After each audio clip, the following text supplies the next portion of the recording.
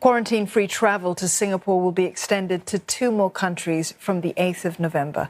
Fully vaccinated travellers from Australia and Switzerland will only need to clear PCR tests. Now, at the same time, the cap on those entering under the Vaccinated Travel Lane scheme will be raised to 4,000 daily. The plan is to reopen in a calibrated manner as confidence in the scheme grows. In total, about 15,000 travel passes have been issued for the 10 VTLs that are currently in operation. More than half are for 8 countries where arrangements began just a week ago. In all, there have been 5 imported COVID-19 cases under the scheme.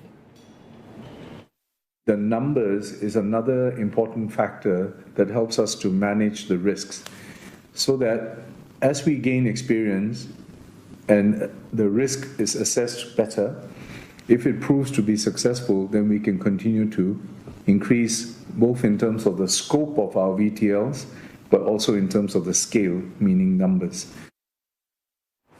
Based on Australia's existing border measures, 2-way quarantine-free travel will be possible for Australian citizens, permanent residents and their families with the latest move. Australia has also said that it's working to allow student and business pass holders from Singapore to enter. More than 50,000 Singaporeans live in Australia, while over 25,000 Australians live here in Singapore. Meanwhile, Singapore Airlines says that it will operate 2 daily VTL flights from Melbourne and Sydney.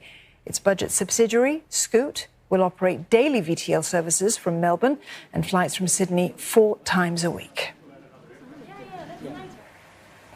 Travellers that CNA spoke with who had their flights booked before the announcement say that they're glad that they can now skip quarantine, but they're cautious, with cases in Singapore continuing to hover above the 3,000 mark. It's something that my family and I talk about each week. You know, we catch up over video call, just like now. And when we talk about it, they're very in tune with what's happening in Singapore, and they feel things are stabilizing as well. So I don't feel like it's a great risk, but of course we keep our eye on the news and know that some of these travel lanes are a bit dynamic and the situation's ever changing.